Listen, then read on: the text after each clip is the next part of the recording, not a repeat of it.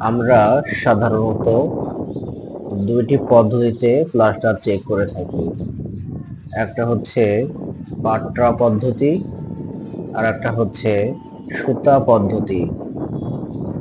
আপনারা যখন পাট্টা দিয়ে ওয়ালের উপরে সুন্দর করে লেবেলিং করে ধরবেন, আমাদের পাট্টার সারফেসটা A to Z সমান থাকার কারণে প্লাস্টারের গায়ে যদি উঁচু নিচু থাকে, প্লাস্টার কম বেশি থাকে, মশলা কম বেশি দেওয়া থাকে, তাহলে কিন্তু আমরা সহজেই বুঝতে পারি যে প্লাস্টারটা ঠিক হয় নাই, প্লাস্টারের লেবেলিংটা ঠিক হয় নাই। এবং আমরা